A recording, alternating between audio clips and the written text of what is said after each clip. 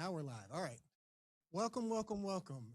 It's good to see so many wonderful faces here today. My name is Larry Lee. I'm president and publisher of the Observer Media Group, and I want to welcome you all to today's California Gubernatorial Candidates Forum, where we will be discussing with 8 candidates that that have decided to join us here today. We invited the full roster of candidates. And these are the ones that decided to want to make sure and share their voices with us here today about Black education in California. So I'd like to welcome those that are joining us virtually as well as our in-studio audience here at the Observer offices headquartered inside of the Fortune School headquarters. I'd like to make sure we acknowledge our sponsors, which are California Black Media, Black in School Coalition, and the Observer Media Group. Also like to acknowledge and recognize our co-sponsors, the Black Students of California United, Alpha Phi Alpha Fraternity Incorporated, the Zeta Beta Lambda Chapter, K. Stewart Foundation, Justice and Education Coalition, National Action Network, the Sacramento Chapter, and the National Coalition of 100 Black Women, the Sacramento Chapter. Also joining me here this evening are our moderators. To my left is Regina Brown Wilson, the Executive Director of California Black Media. And to my right, Dr. Margaret Fortune, the Board Chair of Black in School Coalition. Not to mention and not to be forgotten is Christoph Davis, Vice President of the Youth Leadership Council, Black Student of California United, who is joining us virtually. Our ground rules are pretty simple. Questions will come from our moderators. Each candidate will have 1 minute response time. We will be strictly enforced because we want to make sure we get all of our questions asked. And then we have a 30-second rebuttal at our moderator's discretion, which may or may not happen. So we want to make sure that we're on time here. So with that said, would like to open up for our candidates to give 1 minute opening statements. We will do this alphabetically, and we will do a strict 1 minute. Allot 1 minute for each candidate. So our first candidate, I believe, is Ian Calderon. Ian, are you there? Yep, I'm here. Okay, we'll let you go ahead and start with 1 year, and I'm your timekeeper. So if you hear me say stop, then stop. All right, sounds good. Well, I want to thank you guys for having me. I really appreciate it. Ian Calderon, former Majority Leader of the California State Assembly. I served from 2012 to 2020. I was the first of my generation ever elected to the state legislature, and in 2016 became the youngest majority leader in the history of our state.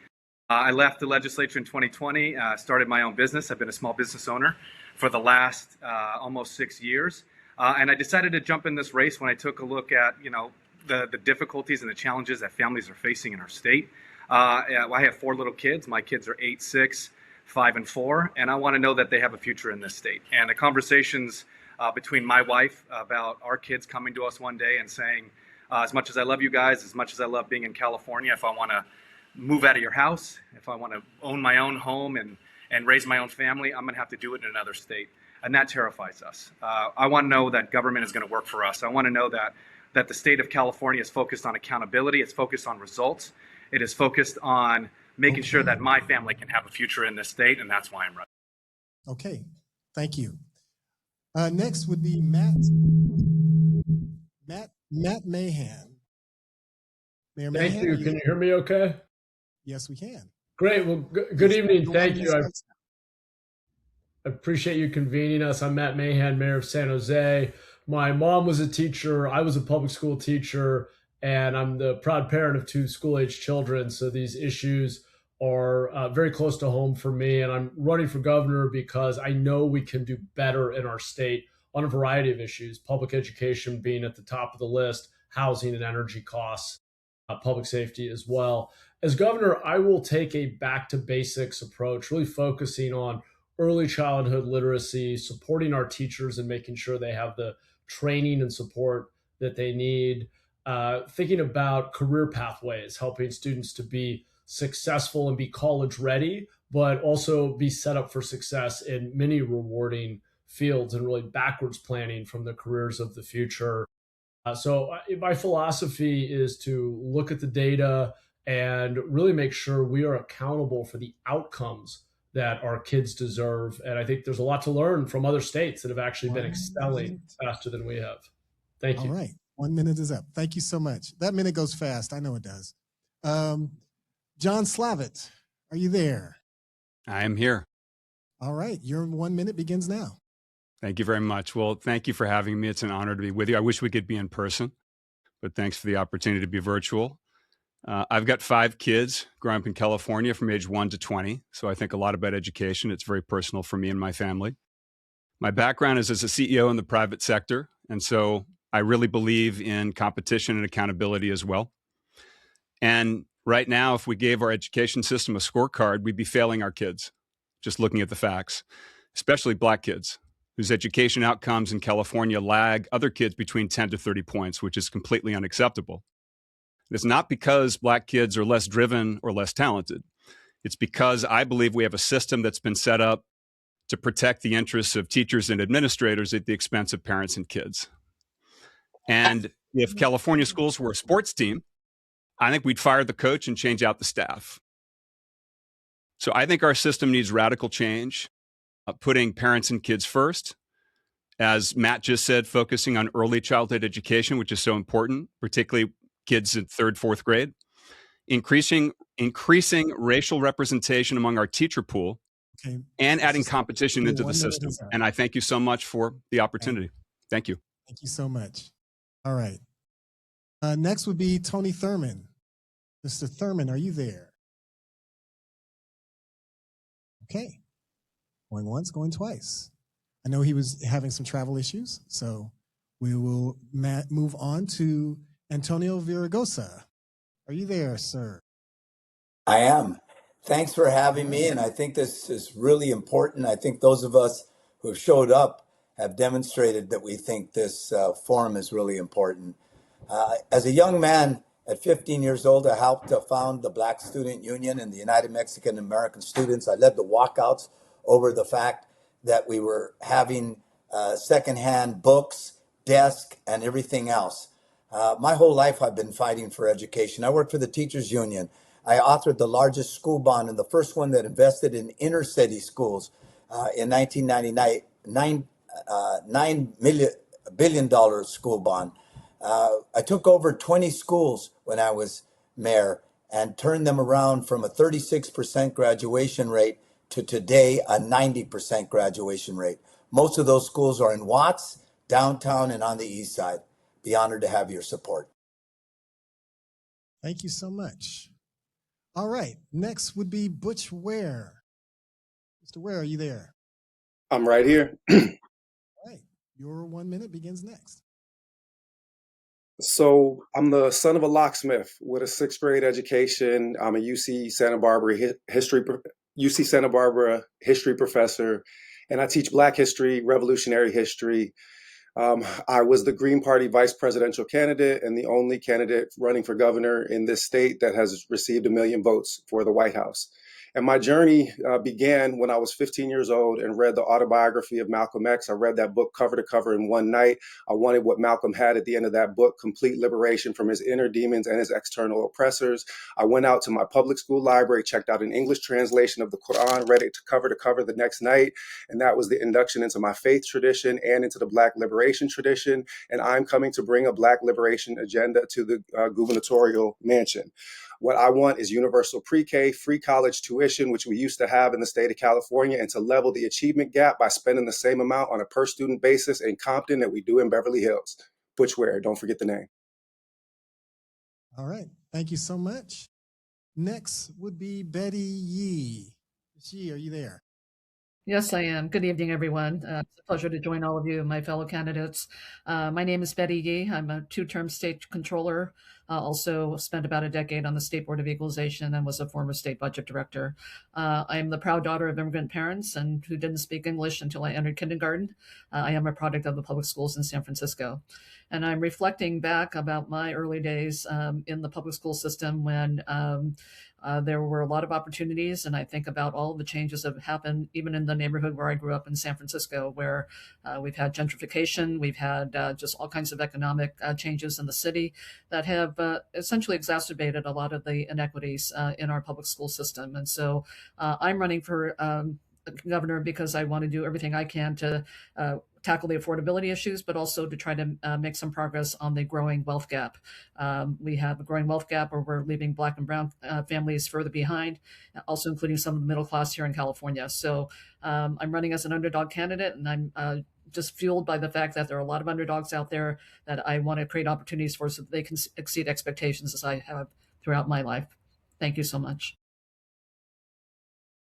Thank you so much. Last but not least is Leo Zaki. Mr. Zaki, are you there? Okay. Going once, going twice. All right. Well, that was our opening remarks. You guys gave us a little extra time, so maybe we may be able to do something with that later. All right. So next will be our moderated panel discussion. We will have, each candidate will have an opportunity to give 1-minute responses from the questions that the moderators pose to you next. So our first question will come from me. We will go in alphabetical order once again, and then as we go throughout, we'll do reverse alphabetical. But for the first question, and we will start again with Mr. Calderon. The first question is this. Fewer than 1 in 3 Black students in California meet proficiency standards in English, math, or science on state assessments. As governor, what specific policies would you implement to dramatically improve Black student achievement? You have 1 minute. Mr. Calderon? Oh, your mic is muted. That wasn't a very millennial move. Okay, let's start that again. Yeah, I will specifically target schools with the largest achievement gaps and set strict accountability benchmarks and make sure that there is a representation of Black voices in decision making and that the community has a seat at the table and including advisory boards and staff directly with my administration. So much of the challenges that we face at the state level is a result of a lack of connection between between the state government and local communities. There isn't enough of regionalization. There isn't enough of knowing what's happening directly on the ground. And I want accountability. I want to know that if we are funding these programs, we are funding education, that we are very clear on the results. We have performance-based metrics, and we are able to track what's working, what's not, elevate what is working, and pivot from what is not working. Great. Thank you so much. Next, the same question to Matt Mahan. Mayor Mahan? Thank you. This is such a foundational question, and we have a lot to learn from Mississippi. You may have heard of the Mississippi Miracle over the last decade or so. They are outperforming California by a better than 2-to-1 ratio in learning outcomes for Black students. And the formula is there. It's a focus on phonics and science of reading, literacy coaches for our teachers, and intensive teacher training, accountability, actually assessing learning and intervening in a really supportive and evidence-based way with tutoring and summer school and really supporting kids on their learning journey, and a moment of accountability around 3rd grade reading levels so that all the adults in the system are responsible for ensuring our kids are on grade level at that key inflection point at the end of 3rd grade. So there's a lot more than I can say in a minute, but the models are out there. We need to have the humility to learn from other states that are dramatically outperforming us for educational outcomes for Black and Brown students. Great, thank you. Mr. Slavitt, question to you. Thank you so much. I want to build on what the mayor just said. There are a couple aspects of the Mississippi Miracle that I would add. One is that in Mississippi, the principals maniacally focused on truancy. We have a huge truancy problem in many districts in California. The whole school is marshaled to make sure kids get into school. The other thing Mississippi does is they have public scorecards for every principal. Principals compete to be the best. And when you compete, there's a lot of accountability. Another thing I think we need to look at is putting more power in the hands of parents. In 2010, Gloria Romero, the first Latina and the first Senate Majority Leader in California state history, passed what's called the trigger law, which said that if you were a parent in a district or a school that is underperforming, you have the right to take some of the money from the school district and shop for a better school for your child. I think that should be a right for parents in underperforming districts. The final thing I would say is we should pass SB 612, which is all about career technical education. It's languished in the assembly, and it would provide a track for kids who don't want to go into the CSU or UC system. But right now, they are not being given the right path. Thank you so much. Next, because we don't have Tony Thurmond, correct, would be Antonio Villaraigosa. By the way, something must have happened to Tony. He always makes these debates, and something must have happened. Let me just say, I agree with two of the speakers about Mississippi, but we don't have to go that far to see success. In LA, my partnership schools have enjoyed that kind of success. As I mentioned, went from 36% to a 90% graduation rate. Money needs to follow the child because currently it follows the teacher, and the least senior teachers are in the most needed districts. Second, LCFF, the local control funding formula, needs to be targeted at those lowest achieving schools and Black schools and English language learners, and they need to be a lot more. Some special interests fought that and didn't set enough. In addition, we need to set up high expectations. That's what we did. We need to bring in a parent college. We put in a parent college into effect, and we need accountability. We need dashboards to measure success. Thank you so much. Mr. Ware, are you there? Right here. Question is to you. Perfect. So the way to resolve this issue that neither a Democrat nor a Republican is going to mention is that we need to fundamentally change the basis of how we fund education. As long as there's a massive disparity between how we spend on students in Beverly Hills as opposed to how we spend on students in Compton, then there is no way of leveling the achievement gap. The technocratic fixes are putting lipstick on a pig. My mom used to drive me from Washington, D.C., Northeast D.C., out to Silver Spring, Maryland, so that I could go to a public school that was better funded. We need better funding for our schools. And in order for that to happen, we actually have to tax the 186 billionaires in the state of California because we subsidize all kinds of things in this state, but we do not subsidize our public education in inner cities. We need more money for teachers, less money for cops, and the school to prison pipeline, and actually support public education, especially for Black students. Thank you so much. Next would be Betty Yee. You have 1 minute begins now. Great, thank you. Actually, I'm going to be in agreement with most of what my colleagues have said, but I think there's a short-term and a long-term response to this. One is we're seeing progress in terms of where school districts are really producing results, and I hope that, and I actually support Governor Newsom's reform in terms of school governance, education governance, where hopefully we can have the Department of Education really be the place where we can disseminate best practices. And it's not a one size fits all when we talk about our learners. Learners have very different ways of achieving and also developing.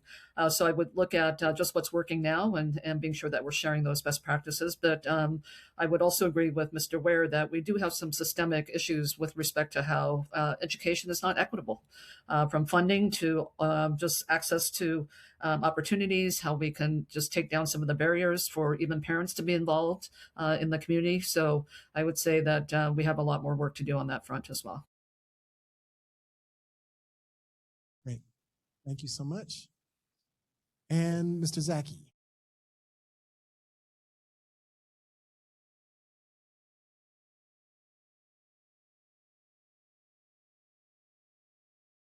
Sorry, I just want to say we have an update from Tony Thurmond. He has just landed in Oakland, and he did have travel problems, so he's doing his best to join us. Sounds good. Appreciate it.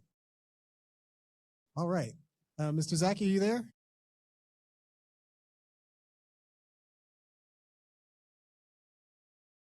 Okay. All right. All right. So the next question I will pass along to Ms. Margaret Fortune. Thank you so much. Under California's attendance-based funding system, schools serving students with high chronic absenteeism, especially Black students at rates near 30%, lose significant funding. Should school funding depend on whether students show up, or should it follow enrollment to ensure stability and equity? What is your position? First question, this goes to responses from Betty Yee. Great.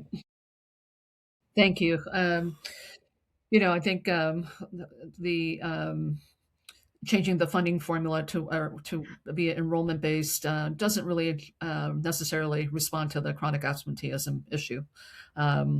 And I understand the arguments for why we may want to switch over to an enrollment based funding system so that it can reflect just more of the funding needs of schools based on the enrollment that they anticipate. But unless it really continues to focus on how we get students into our classroom, I'm not so sure that it's going to serve anybody better in the long run.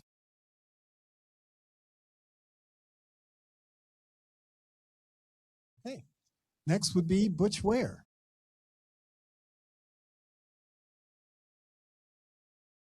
We cannot continue to criminalize truancy and make our schools pay the cost of the beginning of the problem is with structural inequality inside Black communities.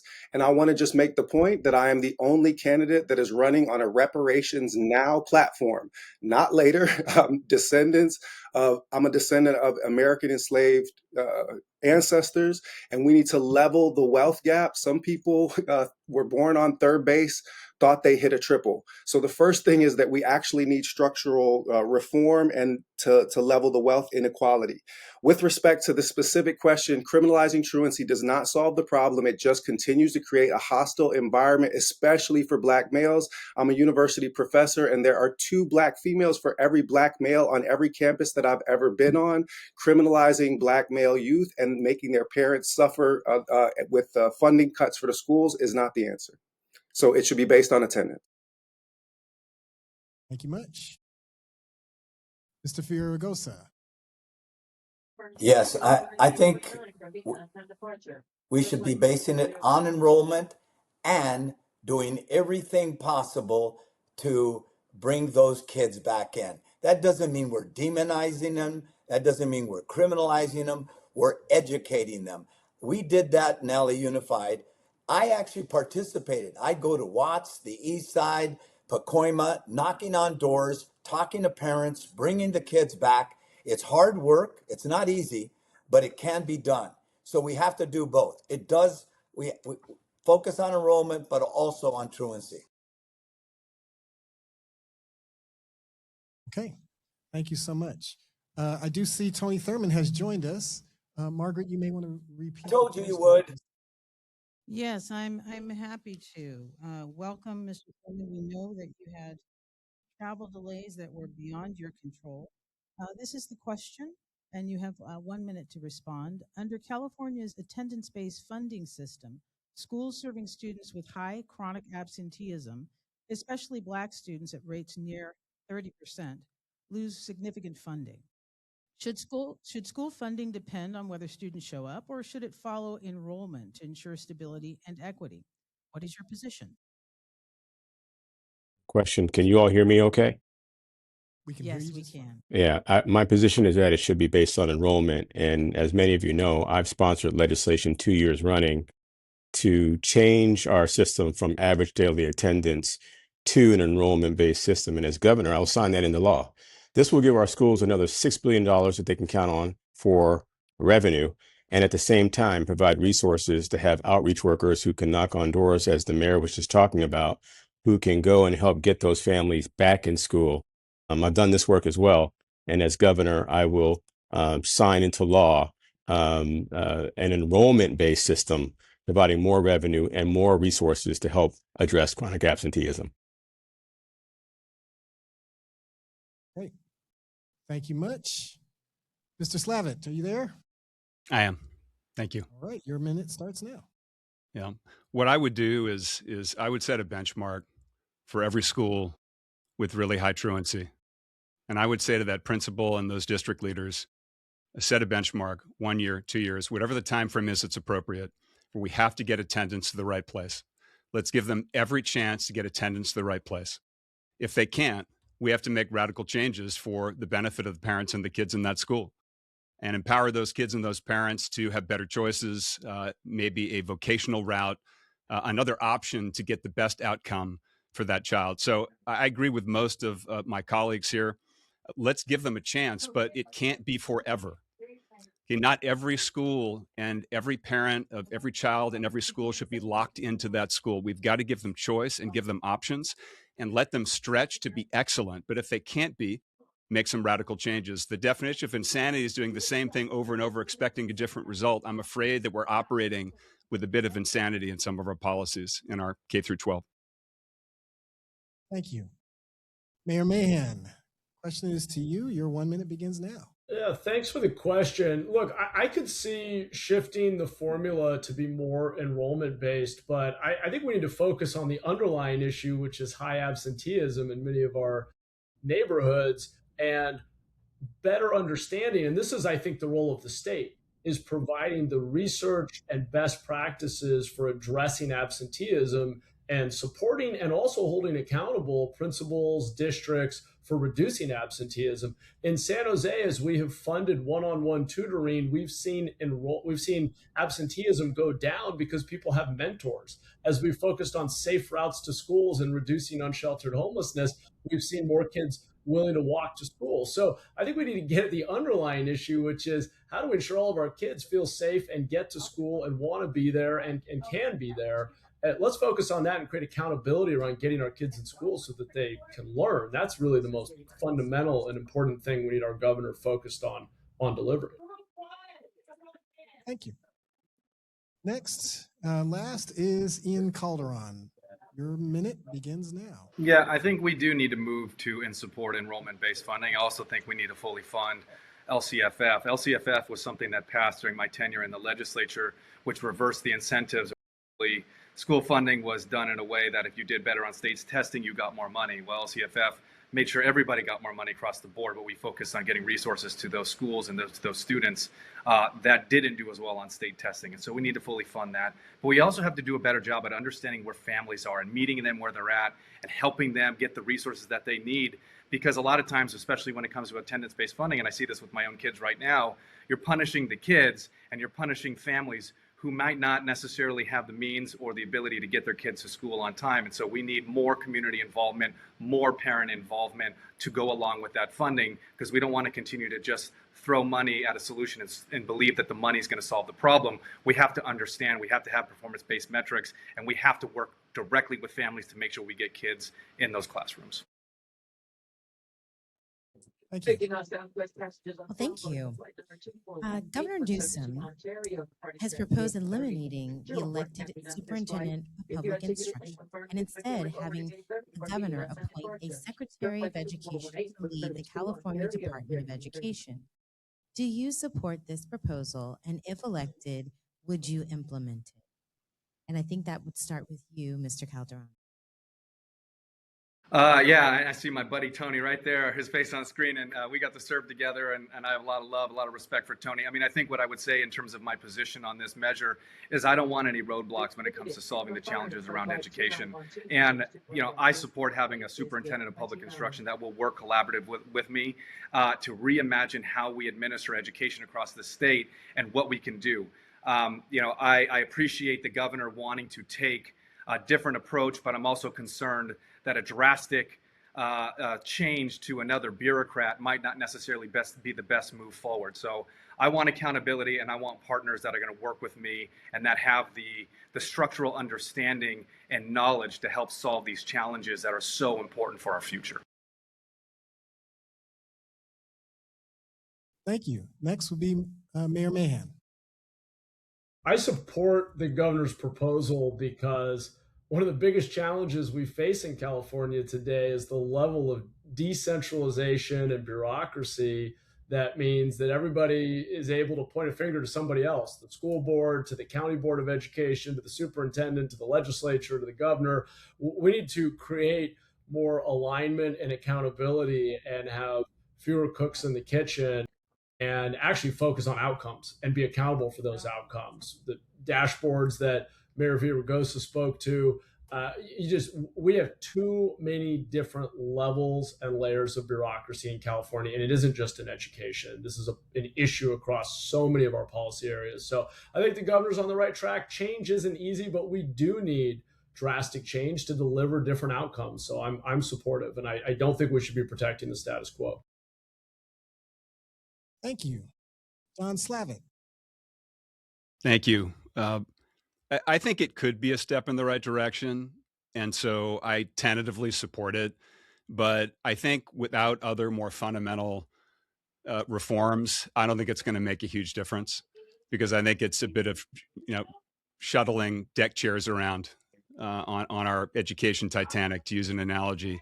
I've mentioned a few of the things that I think we need to do. Copying what Mississippi is doing would be a great start, particularly third graders in reading, accountability, letting principals compete and showing their scores publicly, putting more control in the hands of parents, more financial control, technical career training, different pathways for kids who may not be a CSU or UC student. Fundamentally changing the game here and putting control in the hands of parents and kids, as opposed to the administrators and the teachers that the system is currently set up for. So I tentatively support it, but I don't think it's what's going to actually change outcomes. Thank you much. Okay, Tony Thurman. So, I mean, you all have seen the things I've written about this. Switching more control to be under the governor is not necessarily a bad thing in and of itself. Anytime you have a governor who is heavily focused on education, that is a good thing. But what this does not change or create any more influence for the governor in supporting education. Anyone who knows our system knows that the governor has the most influence over education or any other policy. By virtue of being able to put money into the state budget, the governor has the most influence over what happens in education. The cries for making this change have been to create some cohesion in our system, as if everyone who works in education, while we have many layers, they do know that the best way to get things done for funding education are either to get it into the budget or to work through the legislature and work with the legislature and the governor. And that's what I've certainly done these last 7 years. And so, unfortunately, while the proposal sounds interesting to some, the reality is it will have no direct impact on student performance unless there is an allocation of money. The Department of Education has been underfunded for decades. And having said that, I still believe that our priority has to be the plan that I've created, the 5-year plan that will make sure our kids learn to read by 3rd grade, and supporting the top 20 districts that serve Black students in this state. That's where our focus should be. All right, Mr. Thurman, don't make me mute your mic. All right. He deserves a little time. Next would be Antonio Villaraigosa. Yes, I do agree with the governor, frankly, but like a lot of the speakers, including the last speaker, we do need accountability, and we need somebody in charge. I saw that when I was mayor. That's how it was able to take us from 1 out of 3 failing schools to a 60% increase in the graduation rate, more than any district in the United States of America, focusing on Black children and Latinos, the most underserved and the most behind. So as I said, we need an increase in funding for the LCFF, and it's got to go to those kids. All that extra money specifically to those kids. We got to have dashboards, as I mentioned. We need career technical education. We need to focus on high expectations and results. We're number 1 in teacher pay. We're 21st in pupil spending. We're in the mid-30s in reading and math in the 4th grade, and we're dead last in graduations. That's unacceptable. Thank you. Next would be Butch Ware. Professor Ware? Yeah, so I'm going to go back to Malcolm for this, just so to allow me to set this up. Malcolm said, the liberal's a fox. It bares its teeth. You think it's smiling at you, but you are on the menu. The conservative is a wolf. When it bares its teeth, it's into a vicious snarl that leaves the Negro with no illusion as to where he stands.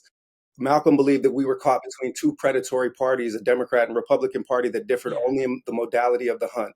So why on earth would I give Gavin Newsom more power of appointment in this state than what he already has?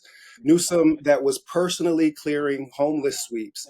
What has he done to deserve this centralization of authority? We have under Democrat supermajorities for almost 60 years, 186 billionaires in this state and 187,000 people sleeping on the street every night. As Fred Hampton put it, we don't believe you fight fire with fire best. We believe you fight fire with water best. We need actual representation, which means you don't replace elected officials with governor appointments. We need proportional representation, mixed member district, and ranked choice voting. We need more democracy, not less of it.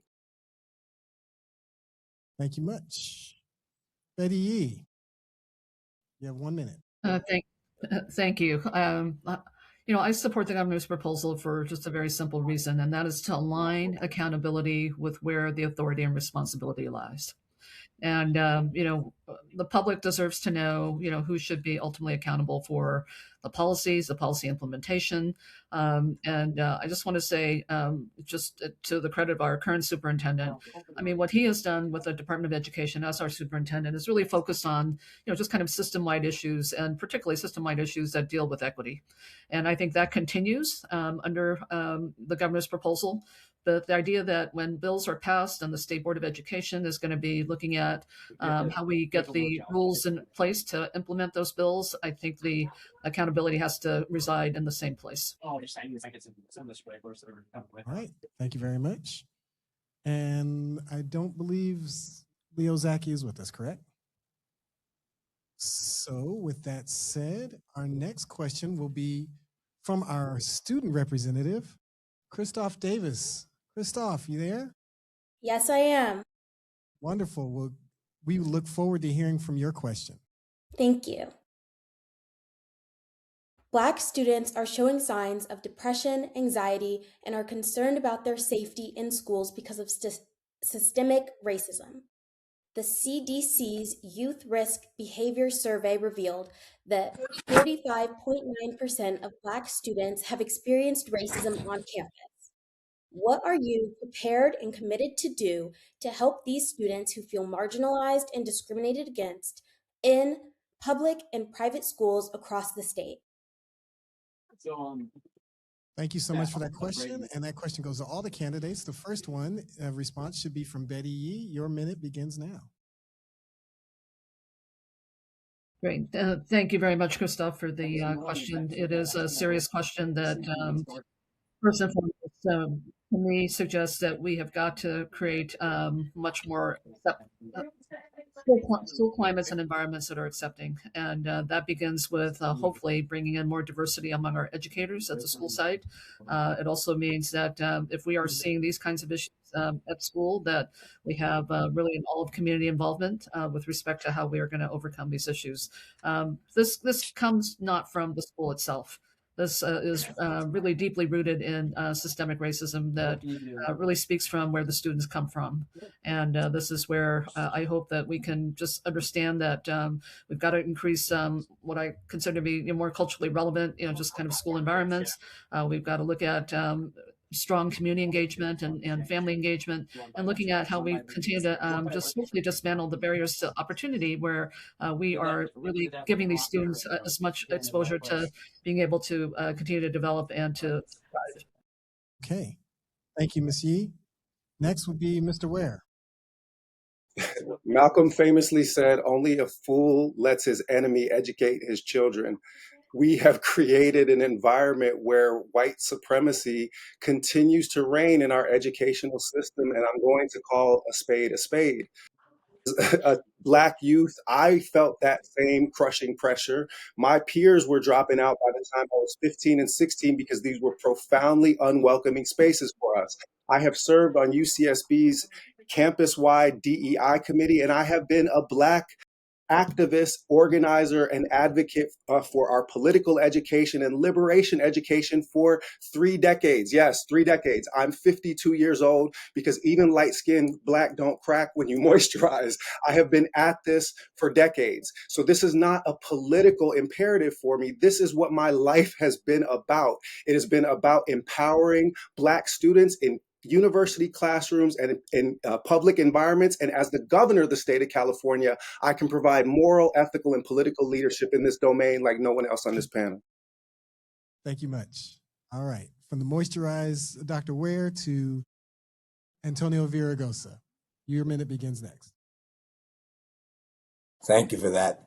First of all, we need more mental health parity in this state, and we need more school psychologists who are trained in these issues, who understand what I think we all know, and that is sometimes these schools and our communities, many times, are hostile to Black kids and kids of color. We need administrators that when these incidents happen, want to use them as teachable moments where not just to punish people who say something racial, but also to teach people the pain that comes when people are suffering from it. So we need an all of the above approach, and we've got to say absolutely no to these kinds of incidents in our schools. Great. Thank you. Next would be Tony Thurman. Christoph, for your question, and I hope you'll continue to stay involved because you represent the leadership that we need now and in the future. This is an issue that I continue to work on. Part of the reason why I passed through legislation an ethnic studies graduation requirement so that Black students and other students of color can see the contributions of their ancestors. And as governor, I will fully implement it and fund it. As you know, I've also helped to secure $4 billion for mental health programs in the form of community schools. And as we speak now, I'm advocating for an extension of that funding. I went against Prop 209 and said that we should be using our dollars to recruit more Black teachers and mental health clinicians. The research shows that when there's even just one Black teacher in a school, all students do better. Students from all backgrounds do better. And so I've also increased our scholarships. We now offer scholarships for anyone who wants to become credentialed as a teacher or a mental health clinician. And we have created new programs for dealing with anti-bias, and I will continue to grow these programs to support the well-being of our students in the state. Right. Thank you much, Mr. Thurman. Mr. Slavitt, question is to you. Thank you so much. As governor, my goal will be to bring people together, not divide people. I take issue, Mr. Ware, with something that you said, and I'd love to talk offline further and understand your personal experience because we don't know each other, but calling any racial group the enemy, white teachers or anyone else, I don't think that serves us. I think that we're all in this thing together, and we need to come together to move California forward. I'm proud to be the only Republican who showed up here, just as I was proud to be the only Republican who showed up at the 34th Annual Empowerment Conference in South Central Los Angeles a few weeks ago with some of my colleagues on this stage. I will always seek to bring us together. I'm proud to be the only Republican who actively called out President Trump for that racially outrageous post of the Obamas. I will always seek to bring us together. One thing I'll also point out is I'm not in support of some DEI, but Emory Unified is a great example of increased racial representation with teachers leading to increased positive outcome for Black kids. We should focus on that too. And Mr. Ware, I'd love to talk to you offline, get to know you. I have a daughter who's actually a freshman at UCSB. Thank you. Sounds good. Mayor Mahan. Yeah, thanks, Christoph, for the great question. I want to thank my colleagues as well. I think these answers have been really thoughtful, even if we don't all completely agree. I think everybody's really offered great reflections. Obviously, it shouldn't need to be said, but there is no place for racism in our schools. When it comes to overt racism, I will be very strong. We will use the law. We will use teachable moments. We will send a clear message. But I think your question was getting even more at, as you mentioned, racism and really the kind of deeper inequities that show up in all of our systems. And Look, I think we've hit on a number of them. Culturally relevant curriculum, as our superintendent, our former controller pointed to. I thought their answers were right on. Better equalizing funding over time, because we still have districts that have twice the resources per pupil as others. Getting at underlying absenteeism, making sure all of our kids are set up for success. I'll end on this because we only have 60 seconds. When I was a middle school teacher in Eastside San Jose, it was the kids who were already failed by the system and were 2 and 3 years behind grade level when they got to my classroom who didn't want to show up. We've got to get upstream of that and support them earlier so that they want to come to school and feel successful. Thank you much, sir. All right. Last on this question is Ian Calderon. Yeah, Christoph, thank you so much for the question. I really appreciate it, and I appreciate your courage to come up here and be a part of this with us and ask us this question. I am a big believer that representation is critical when it comes to educators and administrators. Kids, they need to see themselves in these positions so that they can relate. And I think it's really important that the state prioritizes leadership training, anti-bias training, so that our counselors and our administrators and our teachers know how to handle these situations as they arrive. And I think it's also important for us to require performance-based metrics specific to programs or creating programs so that we believe and we feel confident that there are measurable changes in student mental health and services that they're getting from school so that they don't continue to feel like they're alone. That's the worst feeling in the world, is to feel like you're in it on your own. And we need to create programs and reporting requirements so we can track measurable gains in the positive direction. All right. Thank you. And Christoph will return with another question as long as we keep our pace going, which is going good. We are very proud of you guys. If I might, I use the raised hand button just because I was directly addressed and I don't want to take time out of a future question. Could I just have 15 seconds to respond to Mr. Slavitt? So you actually have 30 seconds, but if they want to give the team. No, 30 is plenty. Oh, so I mean, my father did have a 6th grade education. I did earn the PhD, so it's Dr. Ware off the top. And then the second thing is that I never said that white people are the enemy.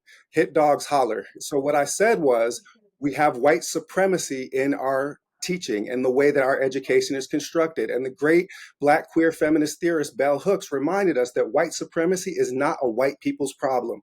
White supremacy is threaded through our institutions and it produces systemic outcomes. And that's all I'll say, because I don't think that white people are the enemy. My mom is white and she was told to get an abortion by her high school guidance counselor when she was 15 years old because she was pregnant by a Black man in 1973. Thank you, Dr. Ware. All right. All right. Next question.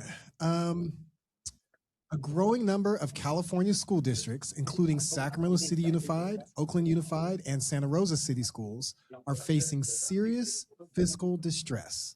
What do you believe are the root causes of this financial instability, and what specific actions would you take as governor to address them? First question, you have 1 minute, starts with Ian Calderon. Yeah, I mean, I think what happens a lot of times in Sacramento, and I say this because of my experience, is that we pass a lot of unfunded mandates, and we pass a lot of responsibility onto local school districts without any funding sources attached to that. So we're requiring all these school districts to meet these expectations, and then the state just walks away. The state doesn't stay involved. It doesn't stay engaged. It doesn't say, hey, what can we do to help you administer these programs? What the state often does is passes the legislation, makes the budget allocation, and does their press release or does their social media posts, patting themselves on the back, but they're not actually working with locals and school districts and communities to make sure that there's implementation of these policies. And I think that those are significant financial and fiscal drains that are unintended, potentially from the legislature, but nonetheless significantly impactful. And the fact that we are underfunding LCFF and that the cost of pay and teachers and the cost of living continues to increase 3 to 5% every year, which continues to add strain to the system. Thank you. Mayor Mahan, the question is to you. Well, from the data that I've seen in most districts, the biggest driver is declining student enrollment, which is being driven by working families being pushed out of the state because of the high cost of living. So one of the best things we can do to shore up our education system is make it easier to build housing, bring down the cost of building housing, implement policies that bring down energy costs. I'm getting beyond the scope of our forum here, but when families can afford to live here, raise children here, our schools will be full, enrollment will be up, and we will stop seeing the school closures we're seeing and the decline in funding. That being said, we've made some bad fiscal decisions, and even though spending per pupil is going up, it's still not where it ought to be. But we also are paying off debts and commitments that we made that we didn't properly fund in the past. So we need to be really honest about our fiscal situation. We need to make California affordable so families want to be here and start increasing student enrollment so we see fewer school closures. It's not easy. We're not going to fix it overnight, but those are the big drivers from what I'm seeing. Thank you. All right, Mr. Slavitt.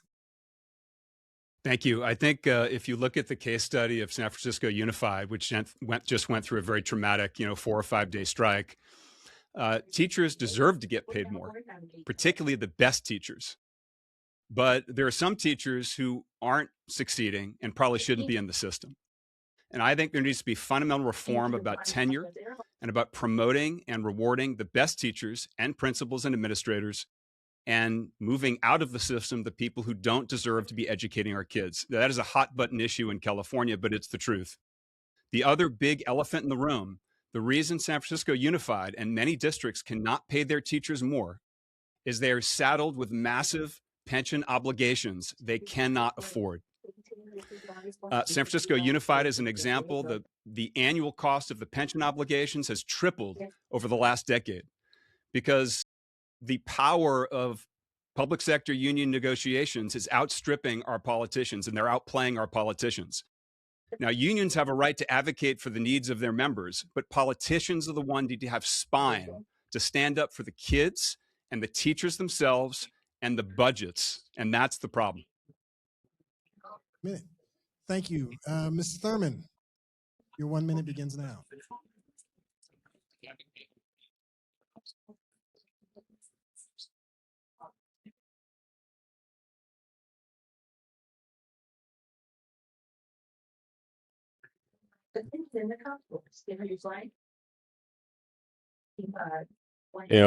Mayor Mahan touched on the real issue here. Our state has been experiencing declining enrollment for decades because of first population decline.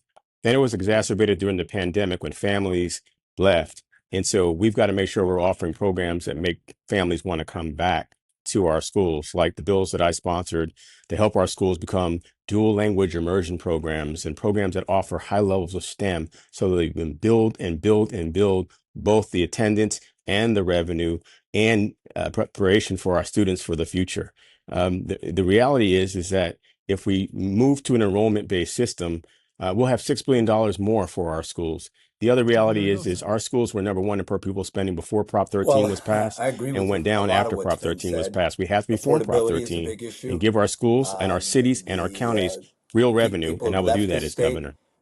What hasn't been mentioned are these ICE raids. They've had a tremendous impact on school enrollment. We already mentioned truancy, but let's be clear. I said it. We're number one in teacher pay. We're 21st in per pupil spending. We're in the mid-30s in reading and math in the 4th grade, and we're dead last. We also need accountability. That's not a conservative, liberal, or progressive word.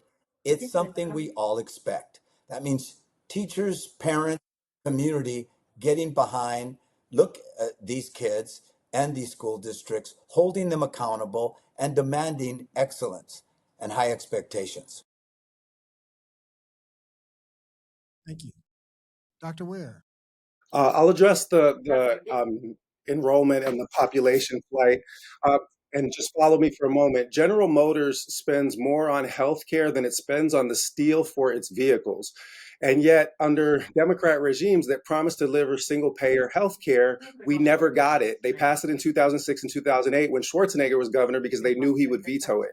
When I get universal single-payer health care, which I'm running on here in the state of California, then that is actually going to bring people to the state. It will bring commerce to the state, and it will also rebalance the power between the large corporations and the smaller businesses, because smaller businesses often have difficulty competing with health insurance. When we have housing first, which means everybody gets eats before anybody gets seconds, which means we start taxing the private equity firms, which in some markets take up a third of the housing market. When we start taxing them and using the properties that we buy back from them for social housing, then we will actually see control on the cost of living. We need to take care of the fundamental issues that are driving impoverishment and flight in all of our communities. And I'll stop there because I know my minute is up. I'm trying to be disciplined. Thank you. Appreciate it. Ms. Yee, 1 minute for you.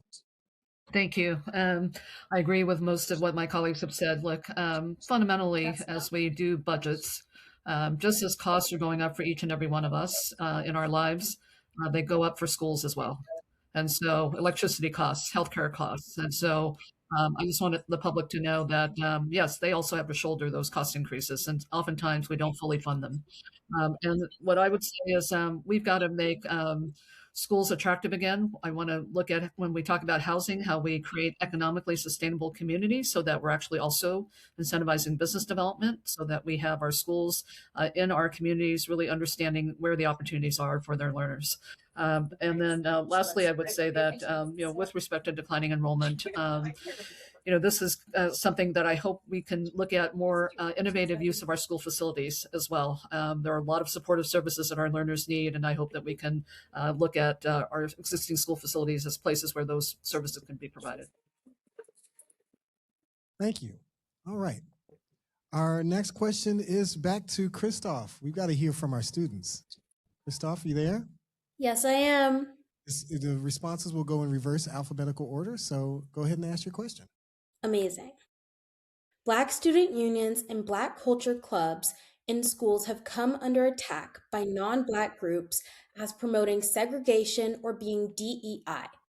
Research has shown that more than 90% of Black students who engage in these affinity clubs have a stronger sense of agency and efficacy, leading to higher rates of college enrollment and completion.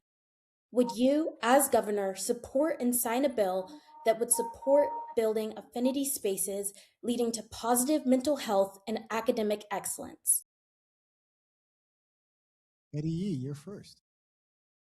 Yes, as governor, I would sign that bill without hesitation. Look, these groups are really, really critical in terms of really fostering an environment, what we talked about earlier, just being sure that we're creating learning environments that are accepting and where people feel like they belong. And as it's been demonstrated, the outcomes speak for themselves in terms of the achievement of the learners when they're involved in these groups. Great. Okay. Dr. Ware. So I founded Africa's Progeny at University of Minnesota when I was an undergraduate. I was a member of the Black Student Union. I organized a march with Students for Justice in Palestine and the Black Student Union and a number of other affinity groups on this campus on October 11th of 2023, when people were scared to death to say free Palestine. And we marched in collective solidarity saying that Black Lives Matter and from the river to the sea, Palestine will be free.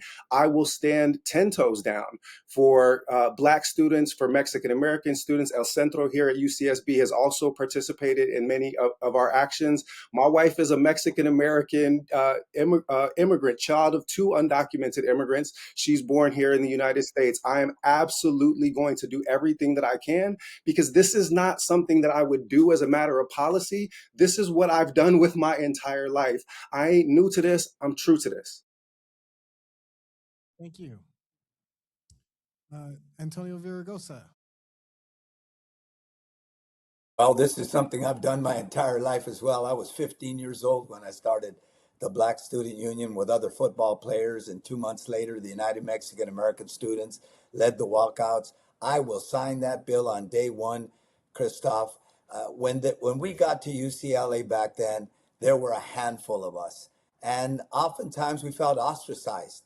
And we came together, not just the Latinos, but the Latinos, African Americans, the Third World Coalition. And we did because we felt, frankly, like we were the only ones, and there weren't very many of us. So I will sign it, absolutely. Great. Thank you, Mr. Thurman.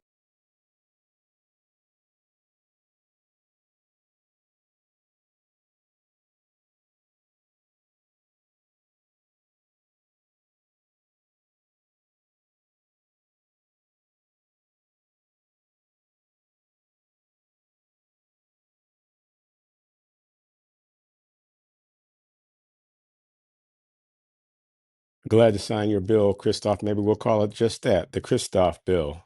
Thank you for advocating.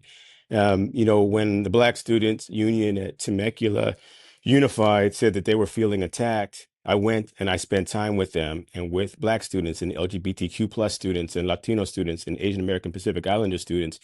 I sent a letter to every single school district when Trump said no more DEI, saying no. California diversity is a tradition that we embrace and that we must continue to focus on affinity groups for scholarships and supports. And, I'm suing the federal administration on this Thank principle, you so much, and we will Christoph. continue to embrace I love your diversity questions and your in the presence. state. I Very mentioned strong. ethnic studies. So I It gives an appreciate you. opportunity As for governor, students, I'd consider African your American, bill. Latino, Asian I'd American, want to Pacific read it Islander, fully. and I would Native sign a American bill to be able to that learn provides about the the freedom of contributions of their any ancestors, ethnic and or we will racial stand with group our to students associate to and make sure that gather. everyone benefits I from think it's learning important for this kids great to be able to history. self-organize, to feel protected and seen and connected. So I'd be very open to it. I'd like to learn more, maybe offline from you.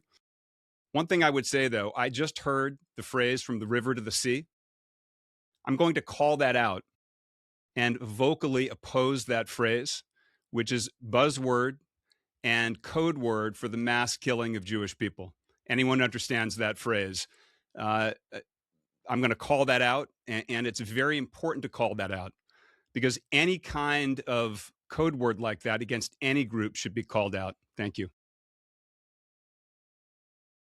Thank you. Matt Mahan.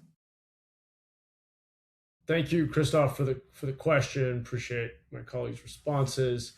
Uh, Look, I think what you're pointing to makes a lot of sense. I've seen that in my own educational experience with fellow students of different backgrounds who absolutely have found great value and belonging in being able to self-organize and have safe spaces. And I think what we're reacting to is the Trump administration's unwarranted and an illegal or unlawful attack on California's institutions. Obviously, we have to comply with certain guidelines based on Prop 209 and the U.S. Constitution around equal access, but people need the ability to self-organize, to see themselves represented in their curriculum, in their schools, to have safe spaces. So I'm very supportive of what you're describing. Thank you. And Yeah, I know that we see your hand raised, Dr. Ware. Has everyone had their turn to speak? I just want to make sure. I wasn't sure. let's go ahead and let Mr. Calderon finish with his question, Dr. Thanks, Butch. Appreciate it, man. Yeah, I mean, this is something that I am very supportive of. It is important for students to have safe spaces and places where they can talk and find community and work through challenges together, but then have a voice. And I think about the CSU Young Males of Color Consortium that are within our California State University system, who has been attacked and sued even in court by this federal administration. And I think it's really important that not only do we support policy at the state level to be able to make sure that these groups continue to thrive and be successful and improve student outcomes and community, but also at the same time that you have an administration that's willing to go toe to toe with this federal government and this federal administration that is so off base and attacking us in ways that only harms kids and harms students and their ability to feel safe and get proper education and resources at school. So I would be supportive of the effort that you're talking about and legislation that we could pass to provide more certainty.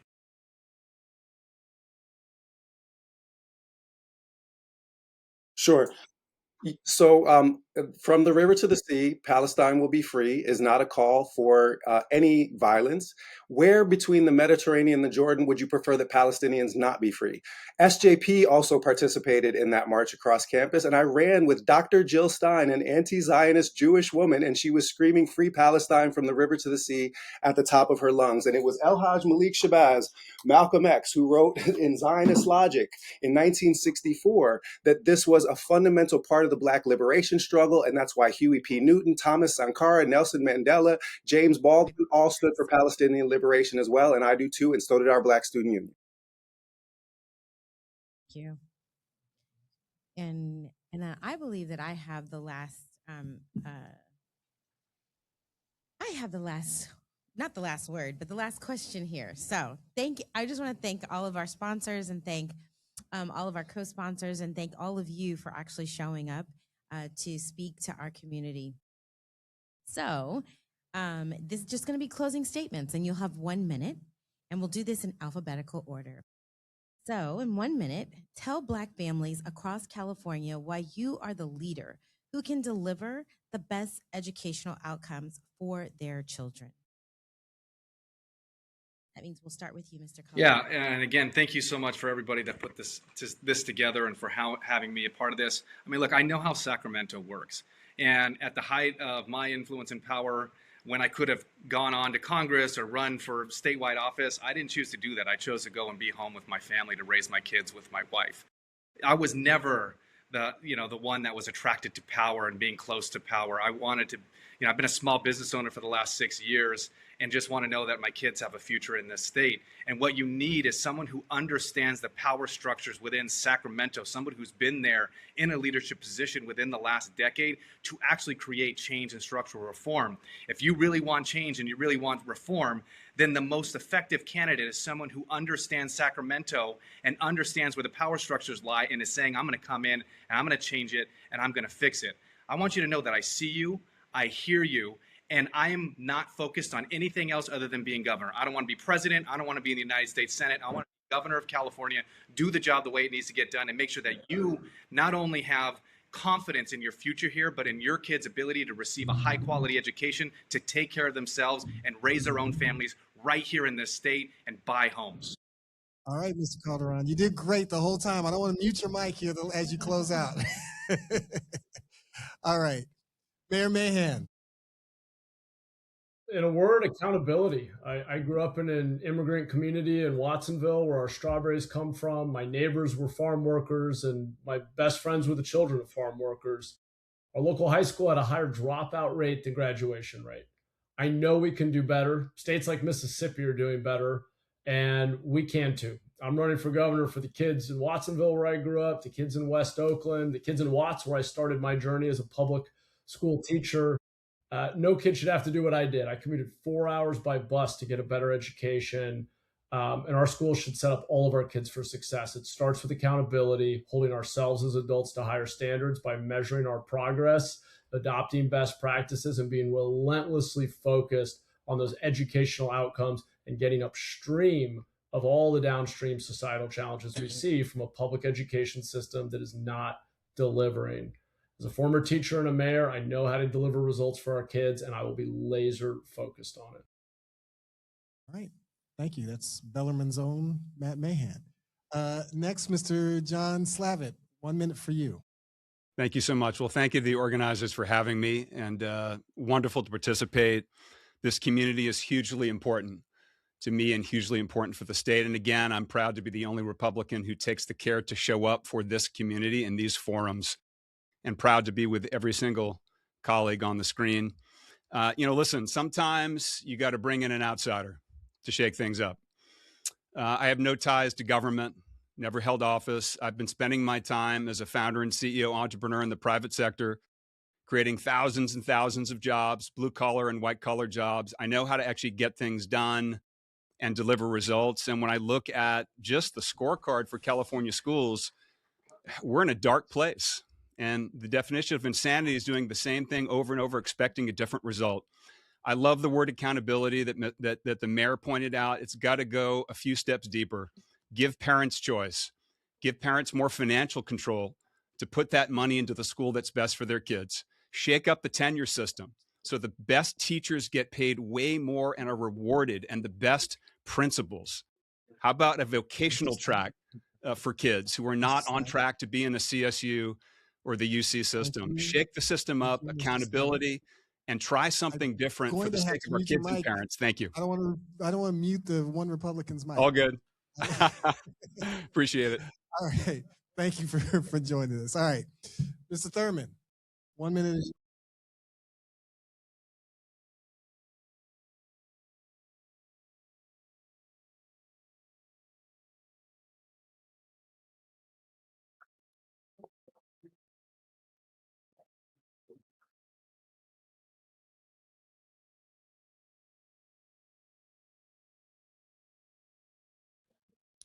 Deep thanks here.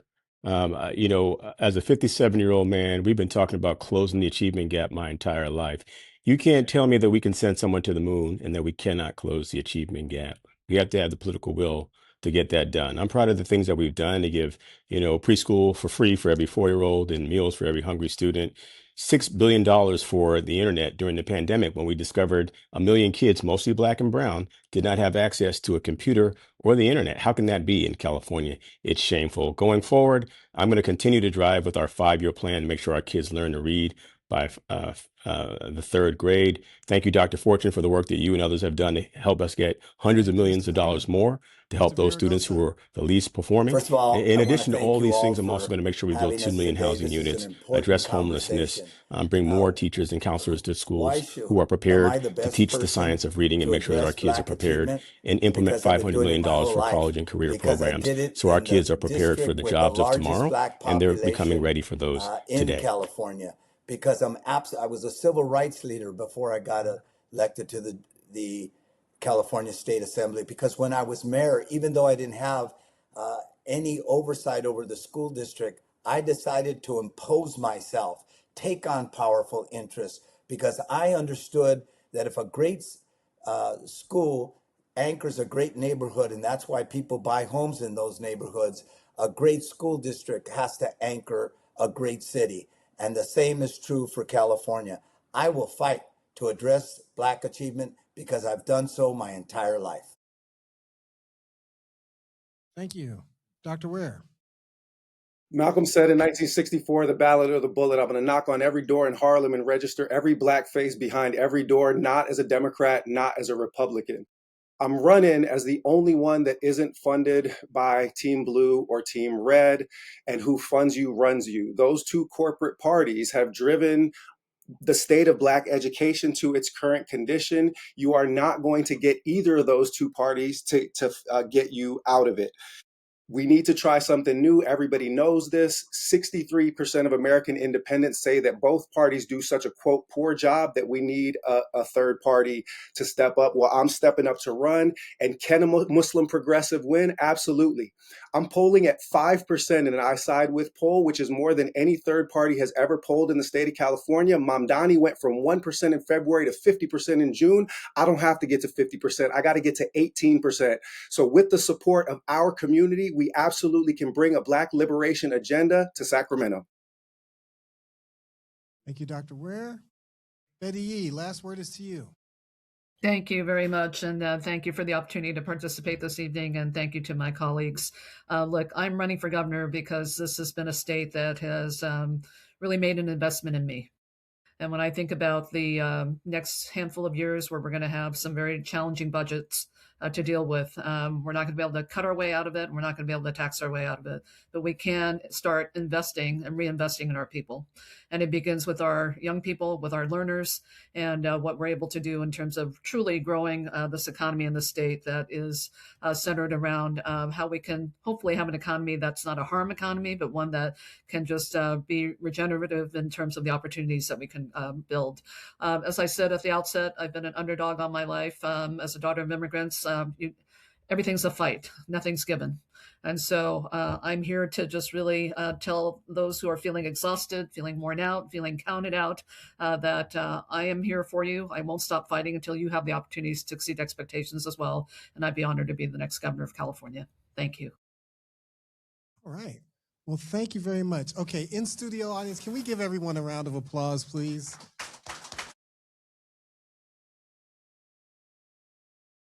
Did excellent. I want to thank all of the candidates for courageously joining us here this evening to talk about Black student achievement and Black student education. Definitely want to thank all of our sponsors who participated in this with us.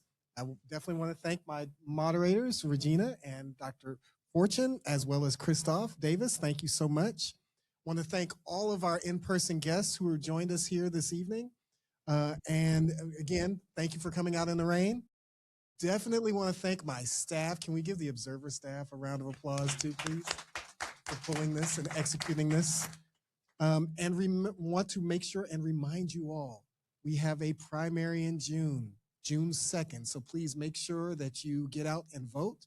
All of those that are joined us online, we've had more than 200 people joining us online. So I want to thank you all for joining us as well too. Get out and vote.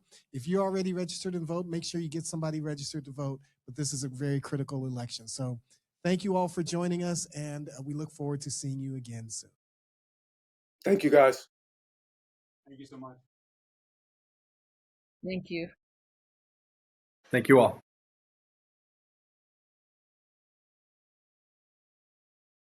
Remind the guests what? You guys can remind? All the guests, please make sure you stay on till the video so the video uploads. All the guest candidates. Thank you so much. Yes, sir. Christoph, amazing job. Thank you. I loved being a moderator. Christoph, is this your first time doing something like this? I always like to have a leadership role in different things, but first time doing something this big, I'd say. You killed it. Thank you.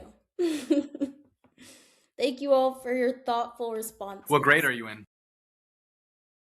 I'm a senior. So do you know yet where you're going to go to college or what you want to do? Santa Clara University. All right. So I'm going to major in business management and then a minor in entrepreneurship. Well, congratulations. That's amazing.